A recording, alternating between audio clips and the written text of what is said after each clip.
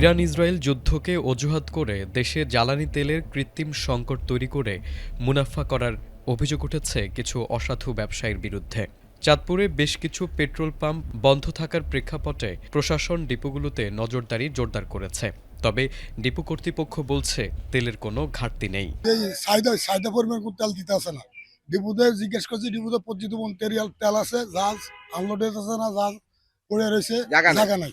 তেল না দেওয়ার কারণে তেল দেয় না। এখন এটা ডিপু কর্মকর্তারা জিজ্ঞেস করবো, মন্ত্রী সাহেবের জিজ্ঞেস দেবো, কেন তেল মন্ত্রী জিজ্ঞেস করতে হবে তেল দেয় না কেন আমাদের।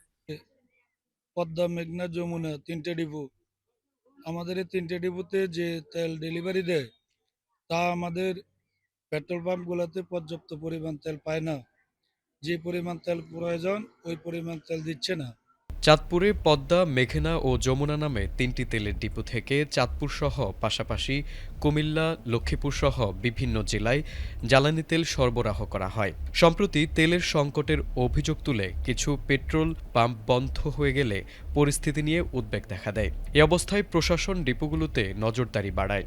ডিপো কর্তৃপক্ষ জানায় তাদের কাছে পর্যাপ্ত তেল মজুত রয়েছে এবং আগের মতোই ডিলারদের চাহিদা অনুযায়ী সরবরাহ অব্যাহত রয়েছে। আমি আমিনুল হোসেন খান, পেট্রোল ম্যানেজার মোহাম্মদ ইলিয়াস খান। আমরা পদ্মা ডিপুর ডিলার। আমাদেরকে পদ্মা ডিপুর থেকে যা তেল দেয় আমরা ওইভাবে এখন চালিয়ে যাচ্ছি, কোনো সমস্যা নাই। তবে আরও যদি আমাদেরকে আরও বাড়িয়ে দেয় তেল তাহলে আমরা আরও সুন্দরভাবে পেট্রোল পাম্প চালিয়ে যেতে পারবো ইনশাল্লাহ। যমুনা কোম্পানির ডিপো ইনচার্জ নূরে আলম রুবেল জানান, ডিপোতে পর্যাপ্ত তেল রয়েছে এবং নিয়মিত সরবরাহ চালু আছে। তবে কিছু ডিলার অতিরিক্ত তেল নেওয়ার চেষ্টা করছেন, যা নিয়ম অনুযায়ী দেওয়া সম্ভব নয়। এই পরিস্থিতিকে কেন্দ্র করেই তারা সংকটের ধারণা তৈরি করছেন।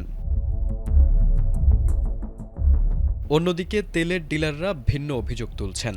তাদের দাবি, ডিপোতে তেল থাকলেও চাহিদা অনুযায়ী সরবরাহ করা হচ্ছে না।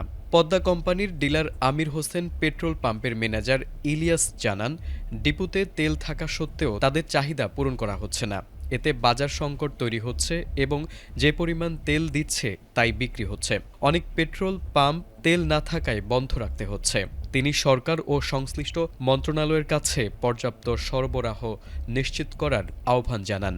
যে পরিমাণ তেল প্রয়োজন ওই পরিমাণ তেল দিচ্ছে না। কোনো গাড়িতে আমাদের এই গাড়িগুলোর মধ্যে ৯,০০০ লিটার তেল ক্যারিং করে, কিন্তু কোটার কারণে তেল একটা গাড়িতে ৩,০০০, ৪,০০০, ৫,০০০ এই পরিমাণে তেল দেয়। এই জন্য বিভিন্ন অঞ্চলে তেলের সংকট দেখা দিয়েছে। তাই আমরা চাই এই তেলের সংকট যাতে না হয়। আমরা আমাদের প্রধানমন্ত্রীর কাছে দৃষ্টি আকর্ষণ করছি, তেল যাতে আমাদের চাহিদা মতো তেল দেয়। এই জন্য প্রধানমন্ত্রীর কাছে আবেদন করছি, না হলে দেশের অর্থনীতি পঙ্গু হয়ে যাবে। এদিকে পরিস্থিতি নিয়ন্ত্রণে রাখতে চাঁদপুরের তিনটি ডিপোতে সেনাবাহিনীর কড়া নজরদারি রয়েছে, যাতে কোনো ধরনের বিশৃঙ্খলা সৃষ্টি না হয়। ক্রেতারা জানান, যুদ্ধের অজুহাত দেখিয়ে পেট্রোল পাম্পগুলোতে কৃত্রিম সংকট তৈরি করা হচ্ছে।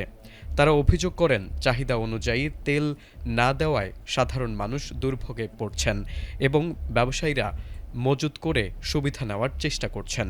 বর্তমানে তেল সংকট সারা বাংলাদেশে সব জায়গায় দেখা যাচ্ছে, কিন্তু চাঁদপুরে সেই পরিমাণ খুব কম, কিন্তু মাঝে মধ্যে সংকটের পরিমাণে আমরা অতিষ্ঠ হয়ে যাই।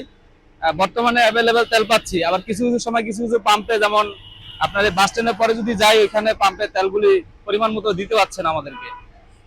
তো এটা সরকারের কাছে দ্রুত পদক্ষেপ চাই যে আমরা অ্যাভেলেবেল তেলগুলি পাই। আসছি যশোর থেকে আসার পথে মাগুরায় কোথাও তেল নাই, মাগুরায় তেল নাই। মাগুরা থেকে আসার পরে ভাঙা হয়ে ফরিদপুরও তেল নাই, মাদারীপুরেও তেল নাই।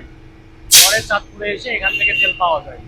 জ্বালানি তেলের প্রকৃত সরবরাহ পরিস্থিতি ও বাজারের স্থিতিশীলতা বজায় রাখতে সংশ্লিষ্টদের দ্রুত পদক্ষেপের দিকে নজর এখন সকলের। ফাহিম শাওরিন কৌশিক, এটিএন বাংলা, চাঁদপুর।